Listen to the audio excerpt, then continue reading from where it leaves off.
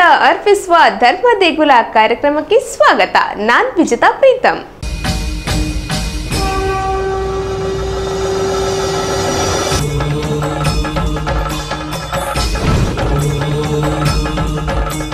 ಇಂದು ಮಂಗಳೂರಿನ ಪ್ರಸಿದ್ಧ ಯಾತ್ರಾ ಸ್ಥಳ ಹಾಗೂ ಪ್ರೇಕ್ಷಣೀಯ ಸ್ಥಳಗಳಲ್ಲಿ ಒಂದಾಗಿರುವ ಸೋಮನಾಥನ ನೆಲೆಬೀಡಾಗಿರುವ ಸೋಮೇಶ್ವರ ಕ್ಷೇತ್ರದ ವಿಶೇಷತೆಯ ಜೊತೆಗೆ ಸಂಪೂರ್ಣ ಪರಿಚಯ ಮಾಡಿಕೊಳ್ಳೋಣ. ಕೈಶಿಲೆಯ ಗುಡಿಯಲ್ಲಿರುವ ಲಿಂಗರೂಪಿ ಸ್ವಾಮಿ ಸೋಮೇಶ್ವರ ಕ್ಷೇತ್ರದಲ್ಲಿ ಅಭಯ ನೀಡು ಸ್ವಾಮಿ. ರುದ್ರರಮ್ಯ ಕಡಲ ತಟದಿ ನೆಲೆಸಿರುವ ಸ್ವಾಮಿ ಬೇಡುವ ಭಕ್ತರನ್ನು ಸಲಹುವಂತ ಸ್ವಾಮಿ. ಸೋಮನಾಥ ದೇವಾಲಯ ಮಂಗಳೂರಿನ ಸೋಮೇಶ್ವರ ಗ್ರಾಮದಲ್ಲಿ ನೆಲೆಸಿದ್ದು ಮಂಗಳೂರು ನಗರದಿಂದ ದಕ್ಷಿಣಕ್ಕೆ ಸುಮಾರು 6 ಮೈಲು ದೂರದಲ್ಲಿದೆ. ಸೋಮನಾಥ ದೇವರ ಸಾನ್ನಿಧ್ಯದಿಂದಲೇ ಈ ಗ್ರಾಮಕ್ಕೆ ಸೋಮೇಶ್ವರ ಎಂಬ ಹೆಸರು ಬಂದಿದೆ. ಇದು ನಿಸರ್ಗ ರಮಣೀಯ ಪ್ರದೇಶವಾಗಿದ್ದು ದೇವಾಲಯದ ಹಿಂಬದಿಯಲ್ಲಿರುವ ಸಮುದ್ರ ರಾಜನು ನಿತ್ಯವೂ ತನ್ನ ಬೋರ್ಗರೆಯುವ ಅಲೆಗಳಿಂದ ಸೋಮನಾಥನನ್ನು ಪೂಜಿಸುತ್ತಾನೆ. ದೇವಾಲಯದ ಹಿಂಬದಿಯ ಸಮುದ್ರ ತಟದಲ್ಲಿರುವ ಶಿಲೆಯ ಮೇಲೆ ರುದ್ರಪಾದದ ಗುರುತು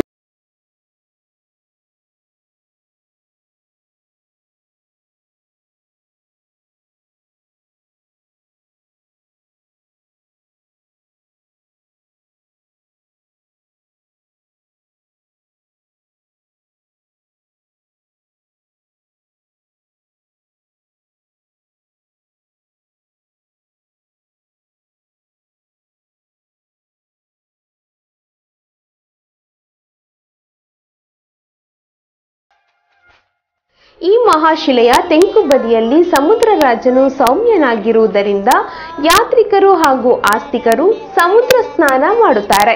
ಸ್ಕಂದ ಪುರಾಣದಲ್ಲೂ ಈ ಕ್ಷೇತ್ರವನ್ನು ರುದ್ರಪಾದ ಕ್ಷೇತ್ರವೆಂದೇ ಕರೆದ ಇತಿಹಾಸವಿದೆ. ಇಲ್ಲಿ ದೇವಸ್ಥಾನಕ್ಕೆ ಬರುವ ಭಕ್ತಾದಿಗಳು ಮೊದಲು ಪಂಚದುರ್ಗೆಯ ಗುಡಿಗೆ ಕೈ ಮುಗಿದು ಸೋಮನಾಥನ ದರ್ಶನಕ್ಕೆ ಬರುತ್ತಾರೆ.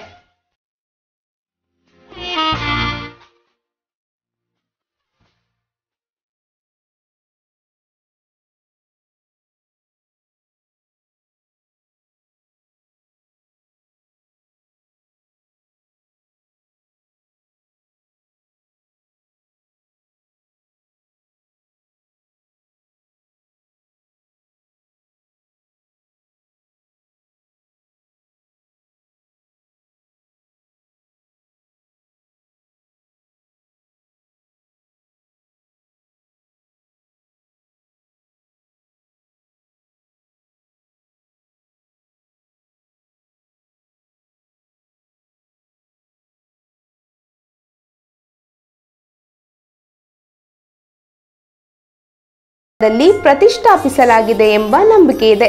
ಭಾರತ ದೇಶದ ದಕ್ಷಿಣ ಪಥವನ್ನು ತ್ರೇತಾಯುಗದ ರಾಮಾಯಣ ಕಾಲದಲ್ಲಿ ದಂಡಕಾರಣ್ಯವೆಂದು ಕರೆಯಲಾಗುತ್ತಿತ್ತು. ಇಲ್ಲಿನ ಜನಸ್ಥಾನವೆಂಬಲ್ಲಿ ಲಂಕಾಧಿಪತಿ ರಾವಣಾಸುರನ ಸಂಬಂಧಿಕನಾದ ಕರಾಸುರನು ರಾಜ್ಯವಾಳುತ್ತಿದ್ದನು. ಇಲ್ಲಿನ ಎಲ್ಲಾ ಶಿವ ದೇವಸ್ಥಾನಗಳನ್ನು ಈತನೇ ಪ್ರತಿಷ್ಠಾಪಿಸಿದ್ದು ಎಂದು ಹೇಳಲಾಗುತ್ತದೆ.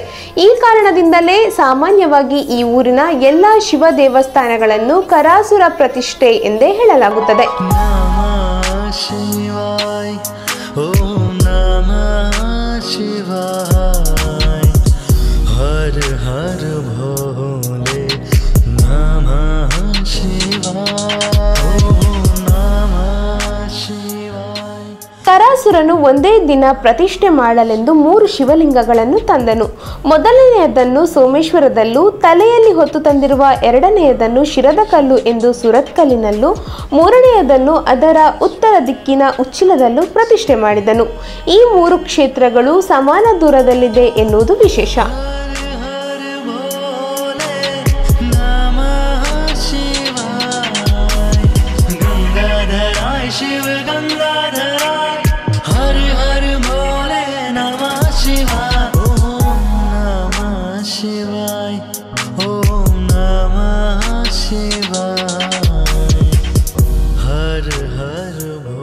ಹಿಂದೆ ಗುರ್ಜರ ದೇಶವನ್ನಾಳುತ್ತಿದ್ದ ವೀರಬಾಹು ಎಂಬ ರಾಜನು ತಾನು ಮಾಡಿದ ತಪ್ಪಿಗಾಗಿ ತನ್ನ ಕೈಗಳನ್ನು ಕತ್ತರಿಸಿಕೊಂಡು ಬಂಗಾರದ ಕೃತಕ ಕೈಗಳನ್ನು ಹೊಂದಿ ಕನಕಬಾಹು ಎಂಬ ಹೆಸರು ಹೊಂದಿದ್ದ. ಈತ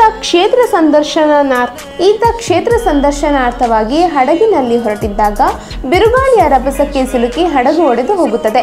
ಹಡಗಿನ ಹಲಗೆಯೊಂದರ ಸಹಾಯದಿಂದ ಸೋಮೇಶ್ವರದ ರುದ್ರಪಾದ ಎಂಬ ಬಂಡೆಕಲ್ಲಿನ ಬಳಿ ಇರುವ ಕೆರೆಗೆ ಬಂದು ಬಿದ್ದನಂತೆ. ಆ ಸಮಯದಲ್ಲಿ ಅಲ್ಲಿಯೇ ಪಕ್ಕದಲ್ಲಿದ್ದ ರುದ್ರಶಿಲೆಯ ಬಳಿ ಹಸು ಮತ್ತು ಹುಲಿಯೊಂದು ಆಟವಾಡುತ್ತಿರುವುದನ್ನು ಕಂಡು ಆಶ್ಚರ್ಯಗೊಂಡು ಈ ಸ್ಥಳ ಅತ್ಯಂತ ಕಾರ್ಣಿಕ ಸ್ಥಳವೆಂದು ಆತನಿಗೆ ಭಾಸವಾಯಿತು. ಅಲ್ಲಿಯೇ ಸ್ವಲ್ಪ ದೂರದಲ್ಲಿ ಅಶ್ವತ್ಥ ಕಟ್ಟೆ ಇತ್ತು. ಅಲ್ಲಿ ಹಸುರನು ವಿಶ್ರಾಂತಿಗೆಂದು ನಿದ್ದೆ ಮಾಡಿದಾಗ ಆತನಿಗೆ ಅಲ್ಲಿ ಮೇಲೆ ಪೊದೆಯಲ್ಲಿ ಒಂದು ಶಿವಲಿಂಗ ಇದ್ದು ಅದನ್ನು ಶೋಧಿಸಿ ದೇವಸ್ಥಾನ ಕಟ್ಟಿದರೆ ನಿನ್ನ ತುಂಡಾದ ಕೈ ಮತ್ತೆ ಮೊದಲಿನಂತಾಗುತ್ತದೆ ಎಂಬ ಅಶರೀರವಾಣಿಯೊಂದು ಕನಸಲ್ಲಿ ಕೇಳಿಸುತ್ತದೆ. ಹಾಗೆ ಶೋಧಿಸಿದಾಗ ಪೊದರುಗಳ ನಡುವೆ ಶಿವಲಿಂಗ ಕಾಣಿಸುತ್ತಂತೆ. ನಂತರ ಊರವರನ್ನು ಸೇರಿಸಿ ಅವರ ಸಹಕಾರದಿಂದ ಆ ಶಿವಲಿಂಗಕ್ಕೊಂದು ಗುಡಿ ಕಟ್ಟಿಸಿ ಪೂಜಾ ಕೈಂಕರ್ಯಗಳನ್ನು ನೆರವೇರಿಸಿದನಂತೆ. ಅರಸನಿಗೆ ಚಿನ್ನದ ಕೈಗಳ ಬದಲಾಗಿ ನಿಜವಾದ ಕೈಗಳೇ ಮೂಡಿದ್ದವಂತೆ.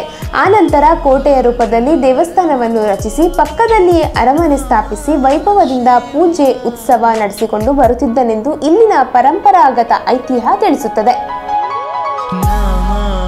शिवाय ओम नमः शिवाय हर हर भोले नमः शिवाय ओम नमः शिवाय.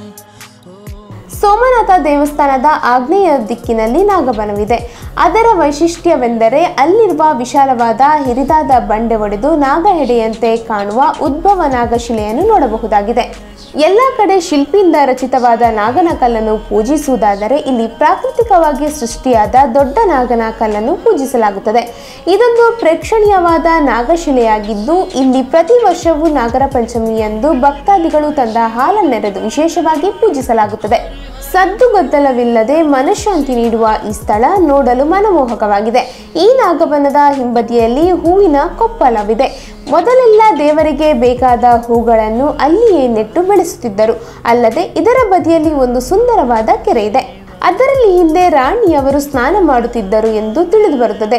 ಆದಿಶಕ್ತಿ ಪಂಚದುರ್ಗೆಯರ ಗುಡಿ ದೇವಸ್ಥಾನದ ಪ್ರವೇಶ ದ್ವಾರದ ಬಳಿಯೇ ಇರುವ ಪಂಚದುರ್ಗೆಯರ ಗುಡಿಯ ಮುಂಭಾಗದಿಂದಲೇ ಮೆಟ್ಟಿಲುಗಳನ್ನೇರಿ ಸೋಮನಾಥನ ದರ್ಶನಕ್ಕೆ ತೆರಳಬೇಕಾಗುತ್ತದೆ.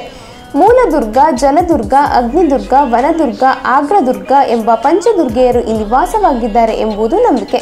ಮೀನ ಮಾಸದಲ್ಲಿ ಹುಣ್ಣಿಮೆಯ ಮೊದಲ ದಿನ ಚತುರ್ದಶಿಯಂದು ಧ್ವಜಾರೋಹಣವಾಗಿ 5ನೇ ದಿನ ಭಗವತಿಗಳ ಭೇಟಿ, ಅವಭೃತ ಸ್ನಾನ, ಧ್ವಜಾರೋಹಣ ಹೀಗೆ 5 ದಿನಗಳ ಉತ್ಸವ ಜಾತ್ರೆ ನಡೆಯುತ್ತದೆ. नमः शिवाय विश्वेश्वराय शिव विश्वेश्वराय हर हर भोले नमः शिवाय कोटेश्वराय शिव कोटेश्वराय हर हर भोले नमः शिवाय महाकालेश्वराय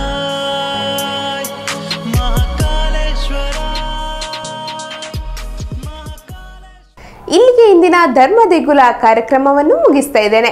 ಮತ್ತೊಂದು ಸಂಚಿಕೆಯಲ್ಲಿ ಇನ್ನೊಂದು ಕ್ಷೇತ್ರದ ಪರಿಚಯ ಮಾಡಿಕೊಳ್ಳೋಣ. ನಿಖರ ಸುದ್ದಿ ನಿರಂತರ ಮನೋರಂಜನೆಗಾಗಿ ವೀಕ್ಷಿಸಿ ಸ್ಟವನ್ ಕನ್ನಡ.